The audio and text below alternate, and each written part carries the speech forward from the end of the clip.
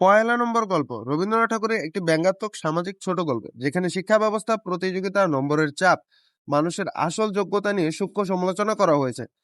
গল্পের মূল বিষয় হলো শিক্ষার নম্বর বা ফলাফলের অতিরিক্ত গুরুত্ব।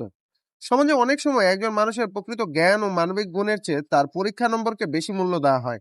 এই গল্পে প্রতিযোগিতামূলক মানসিক অত্যন্ত গুরুত্বপূর্ণ ভাবে প্রকাশ পেয়েছে। সবাই পয়লা নম্বর বা প্রথম হওয়ার জন্য দৌড়াতে থাকে, কিন্তু এতে প্রকৃত শিক্ষা বা মানবিক এইসব কিছু অনেক সময় হারিয়ে যায়। আরেকটি গুরুত্বপূর্ণ দিক হলো শিক্ষা বনাম বাস্তব অজ্ঞান। শুধু বই মুখস্থ করা বা পরীক্ষা ভালো করা প্রকৃত শিক্ষার মানদণ্ড হতে পারে না। এই বার্তাই গল্পে দেওয়া হয়েছে। গল্পে ব্যঙ্গ, সামাজিক সমালোচনা, এ সবকিছুই দেখানো হয়েছে। রবীন্দ্রনাথ ঠাকুর হাস্যরসের মাধ্যমে দেখিয়েছেন কিভাবে সমাজে অযথা চাপ সৃষ্টি করে শিশুদের উপরে। এই ছোট গল্প শিশুর মনের চাপ, মানসিক অস্থিরতা, এসব কিছুই ফুটে উঠেছে। অতিরিক্ত প্রতিযোগিতা শিশুদের স্বাভাবিক বিকাশের এক প্রকারের বাধাই সৃষ্টি করে।